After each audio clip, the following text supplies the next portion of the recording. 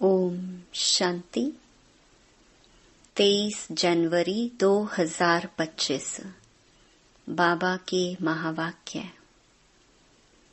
मीठे बच्चे, मुख्य 2 बातें सबको समझानी हैं।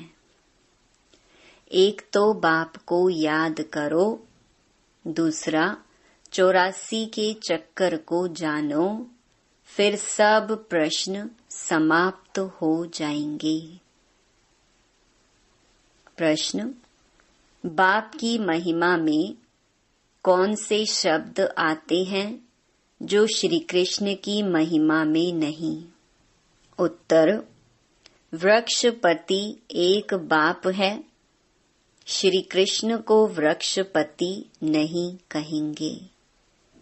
पिताओं का पिता व पतियों का पति एक निराकार को कहा जाता, श्री कृष्ण को नहीं। दोनों की महिमा अलग अलग स्पष्ट करो। दूसरा प्रश्न: तुम बच्चे गांव गांव में कौन सा ढिंडोरा पिटवा दो? उत्तर: गांव गांव में ढिंडोरा पिटवा दो कि मनुष्य से देवता, नरकवासी से स्वर्गवासी कैसे बन सकते हो, आकर समझो। स्थापना विनाश कैसे होता है, आकर समझो। गीत: तुम ही हो माता, पिता तुम ही हो। ओम शांति। इस गीत के पिछाड़ी की जो लाइन आती है, तुम ही नैया तुम ही खिवैया, यह रॉन्ग है। जैसे आपे ही पूज्य आपे ही पुजारी कहते हैं, यह भी वैसे हो जाता है। ज्ञान की चमक वाले जो होंगे वह झट गीत को बंद कर देंगे, क्योंकि बाप की इंसल्ट हो जाती है। अभी तुम बच्चों को तो नॉलेज मिली है, दूसरे मनुष्यों को यह नॉलेज होती नहीं है। तुमको भी अभी ही मिलती है, फिर कभी होती ही नहीं। गीता के भगवान की नॉलेज पुरुषोत्तम बनने की मिलती है, इतना समझते हैं। परंतु कब मिलती है, कैसे मिलती है, यह भूल गए हैं। गीता है ही धर्म स्थापना का शास्त्र, और कोई शास्त्र धर्म स्थापन अर्थ नहीं होते हैं।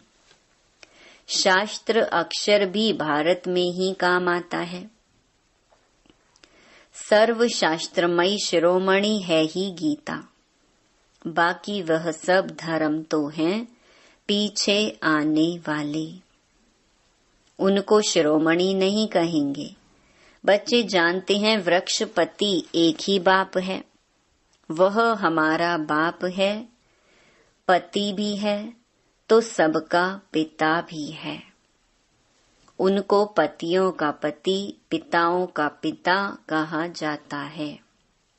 यह महिमा एक निराकार की गाई जाती है, श्री कृष्ण की, और निराकार बाप के महिमा की भेंट की जाती है। श्री कृष्ण तो है ही नई दुनिया का प्रिंस। वह फिर पुरानी दुनिया में संगम युग पर राजयोग कैसे सिखलाएंगे? अब बच्चे समझते हैं हमको भगवान पढ़ा रहे हैं। तुम पढ़कर यह देवी देवता बनते हो, पीछे फिर यह ज्ञान चलता नहीं, प्रायलोप हो जाता है। बाकी आटे में लोन यानी चित्र जाकर बचते हैं। वास्तव में कोई का चित्र यथार्थ तो है नहीं। पहले पहले बाप का परिचय मिल जाएगा तो तुम कहेंगे यह तो भगवान समझाते हैं, वह तो स्वतः ही बताएंगे। तुम प्रश्न क्या पूछेंगे? पहले बाप को तो जानो। बाप आत्माओं को कहते हैं मुझे याद करो, बस 2 बातें याद कर लो। बाप कहते हैं मुझे याद करो और 84 के चक्कर को याद करो। बस यह 2 मुख्य बातें ही समझानी है। बाप कहते हैं तुम अपने जन्मों को नहीं जानते हो। ब्राह्मण बच्चों को ही कहते हैं और तो कोई समझ भी ना सके। प्रदर्शनी में देखो कितनी भीड़ लग जाती है। समझते हैं इतने मनुष्य जाते हैं तो जरूर कुछ देखने की चीज है। घुस पड़ते हैं। एक एक को बैठ समझाएं तो भी मुख थक जाए। तब क्या करना चाहिए? प्रदर्शनी मास भर चलती रहे तो कह सकते हैं आज भीड़ है, कल परसों आना। सो भी जिसको पढ़ाई की चाहना है अथवा मनुष्य से देवता बनना चाहते हैं उनको समझाना है। एक ही यह लक्ष्मी नारायण का चित्र अथवा बैज दिखलाना चाहिए। बाप द्वारा यह विष्णुपुरी का मालिक बन सकते हो। अभी भीड़ है, सेंटर पर आना। एड्रेस तो लिखी हुई है। बाकी ऐसे ही कह देंगे यह स्वर्ग है, यह नरक है। इससे मनुष्य क्या समझेंगे? टाइम वेस्ट हो जाता है। ऐसे तो पहचान भी नहीं सकते यह बड़ा आदमी है, साहूकार है या गरीब है। आजकल ड्रेस आदि ऐसी पहनते हैं जो कोई भी समझ ना सके। पहले पहले तो बाप का परिचय देना है। बाप स्वर्ग की स्थापना करने वाला है। अब यह बनना है। एम ऑब्जेक्ट खड़ी है। बाप कहते हैं ऊंच ते ऊंच मैं हूँ, मुझे याद करो। यह वशीकरण मंत्र है। बाप कहते हैं माम एकम याद करो तो तुम्हारे विकर्म विनाश होंगे और विष्णुपुरी में आ जाएंगे। इतना तो जरूर समझाना चाहिए। 8-10 रोज प्रदर्शनी को रखना चाहिए। तुम गांव गांव में ढिंडोरा पिटवा दो कि मनुष्य से देवता, नरकवासी से स्वर्गवासी कैसे बन सकते हो। आकर समझो। स्थापना विनाश कैसे होता है, आकर समझो। युक्तियां बहुत हैं। तुम बच्चे जानते हो सतयुग और कलयुग में रात दिन का फर्क है। ब्रह्मा का दिन और ब्रह्मा की रात कहा जाता है। ब्रह्मा का दिन सो विष्णु का, विष्णु का सो ब्रह्मा का। बात एक ही है। ब्रह्मा के भी 84 जन्म, विष्णु के भी 84 जन्म। सिर्फ इस लीप जन्म का फर्क पड़ जाता है। यह बातें बुद्धि में बिठानी होती हैं। धारणा नहीं होगी तो किसको समझा कैसे सकेंगे। सिर्फ लक्ष्मी नारायण के चित्र के आगे ही यह पॉइंट्स सुनाओ। बाप द्वारा यह पद पाना है। नरक का विनाश सामने खड़ा है। वो लोग तो अपनी मानव मत ही सुनाएंगे। यहाँ तो है ईश्वरीय मत, जो हम आत्माओं को ईश्वर से मिली है।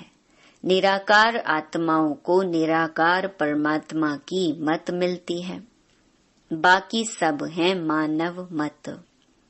रात दिन का फर्क है ना। सन्यासी, उदासी आदि कोई भी तो दे न सके। ईश्वरीय मत एक ही बार मिलती है। जब ईश्वर आते हैं तो उनकी मत से हम यह बनते हैं। वह आते ही हैं देवी देवता धर्म की स्थापना करने। यह भी पॉइंट्स धारण करनी चाहिए जो समय पर काम आए। मुख्य बात थोड़े में ही समझाई तो भी काफी है। एक लक्ष्मी नारायण के चित्र पर समझाना भी काफी है। यह है एम ऑब्जेक्ट का चित्र। भगवान ने यह नई दुनिया रची है। भगवान ने ही पुरुषोत्तम संगम युग पर इन्हों को पढ़ाया था।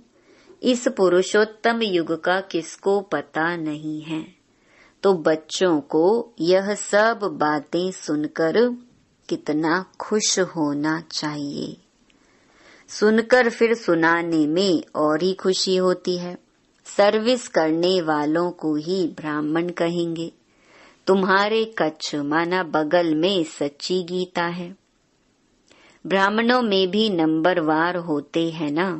कोई ब्राह्मण तो बहुत नामी ग्रामी होते हैं, बहुत कमाई करते हैं। कोई को तो खाने के लिए भी मुश्किल मिलेगा। कोई ब्राह्मण तो लखपति होते हैं। बड़ी खुशी से नशे से कहते हैं हम ब्राह्मण कुल के हैं। सच्चे सच्चे ब्राह्मण कुल का तो पता ही नहीं है। ब्राह्मण उत्तम माने जाते हैं तब तो ब्राह्मणों को खिलाते हैं। देवता, क्षत्रिय व वैश्य व शूद्र धर्म वालों को कभी खिलाएंगे नहीं, ब्राह्मणों को ही खिलाते हैं। इसीलिए बाबा कहते हैं तुम ब्राह्मणों को अच्छी रीति समझाओ। ब्राह्मणों का भी संगठन होता है, उसकी जांच कर चले जाना चाहिए। ब्राह्मण तो प्रजापिता ब्रह्मा की संतान होने चाहिए। हम उनकी संतान हैं। ब्रह्मा किसका बच्चा है वह भी समझाना चाहिए। जांच करनी चाहिए कि कहाँ कहाँ उन्हों के संगठन होते हैं। तुम बहुतों का कल्याण कर सकते हो। वानप्रस्थ स्त्रियों की भी सभाएं होती हैं।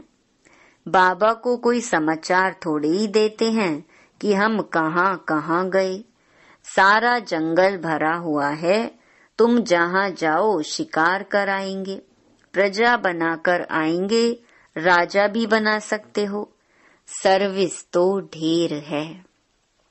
शाम को 5 बजे छुट्टी मिलती है, लिस्ट में नोट कर देना चाहिए आज यहाँ यहाँ जाना है। बाबा युक्तियां तो बहुत बताते हैं।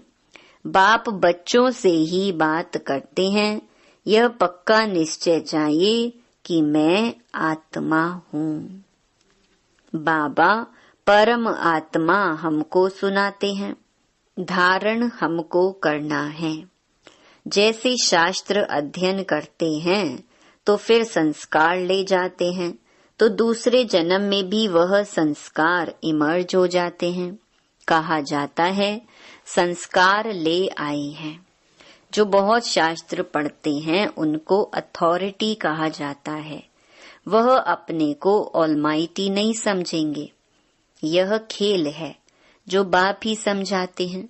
नई बात नहीं है, ड्रामा बना हुआ है जो समझने का है। मनुष्य ये नहीं समझते कि पुरानी दुनिया है। बाप कहते हैं मैं आ गया हूँ। महाभारत लड़ाई सामने खड़ी है। मनुष्य अज्ञान अंधेरे में सोए पड़े हैं।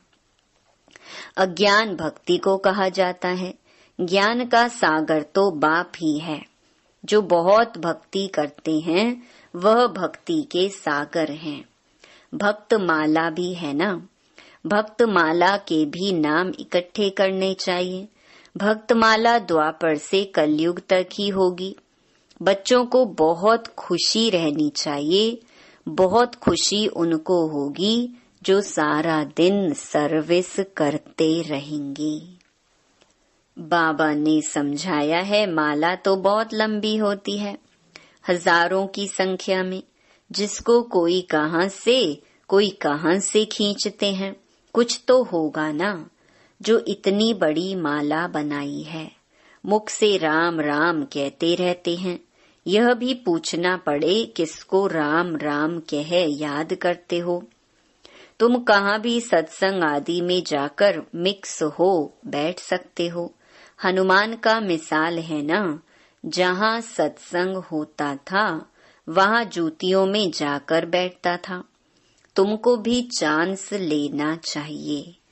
तुम बहुत सर्विस कर सकते हो। सर्विस में सफलता तब होगी जब ज्ञान की पॉइंट्स बुद्धि में होंगी। ज्ञान में मस्त होंगे। सर्विस की अनेक युक्तियां हैं, रामायण भागवत आदि की भी बहुत बातें हैं जिस पर तुम दृष्टि दे सकते हो। सिर्फ अंधश्रद्धा से बैठ सत्संग थोड़े ही करना है। बोलो हम तो आपका कल्याण करना चाहते हैं। वह भक्ति बिल्कुल अलग है, यह ज्ञान अलग है। ज्ञान एक ज्ञानेश्वर बाप ही देते हैं। सर्विस तो बहुत है, सिर्फ यह बताओ कि ऊंच ते ऊंच कौन है। ऊंच ते ऊंच एक ही भगवान होता है, वर्षा भी उनसे मिलता है, बाकी तो है रचना। बच्चों को सर्विस का शौक होना चाहिए। तुम्हें राजाई करनी है तो प्रजा भी बनानी है। यह महामंत्र कम थोड़े ही है। बाप को याद करो तो अंतमति सुगति हो जाएगी। अच्छा, मीठे मीठे सिकिलधे बच्चों प्रति माता पिता बाप दादा का याद प्यार और गुड मॉर्निंग। रूहानी बाप की रूहानी बच्चों को नमस्ते। धारणा के लिए मुख्य सार। पहला, बाप ने जो वशीकरण मंत्र दिया है वह सबको याद दिलाना है। सर्विस की भिन्न भिन्न युक्तियां रचनी है। भीड़ में अपना समय बर्बाद नहीं करना है। दूसरा, ज्ञान की पॉइंट्स बुद्धि में रख ज्ञान में मस्त रहना है। हनुमान की तरह सत्संगों में जाकर बैठना है और फिर उनकी सेवा करनी है।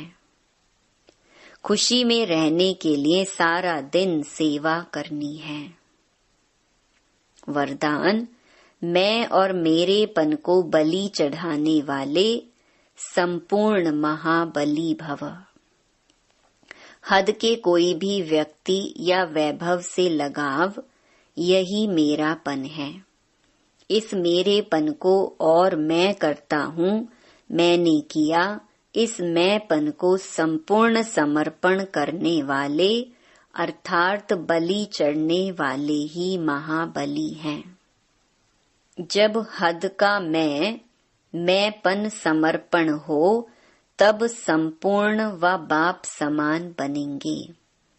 मैं कर रहा हूँ नहीं, बाबा करा रहा है, बाबा चला रहा है। किसी भी बात में मैं के बजाय सदा नेचुरल भाषा में भी बाप शब्द ही आए, मैं शब्द नहीं। स्लोगन, संकल्पों में ऐसी दृढ़ता धारण करो जिससे सोचना और करना समान हो जाए। अपनी शक्तिशाली मनसा द्वारा सकाश देने की सेवा करो। समय प्रमाण अब मनसा और वाचा की इकट्ठी सेवा करो। लेकिन वाचा सेवा सहज है, मनसा में अटेंशन देने की बात है। इसीलिए सर्व आत्माओं के प्रति मनसा में शुभ भावना, शुभ कामना के संकल्प हों। बोल में मधुरता, संतुष्टता, सरलता की नवीनता हो तो सहज सफलता मिलती रहेगी। ओम शांति।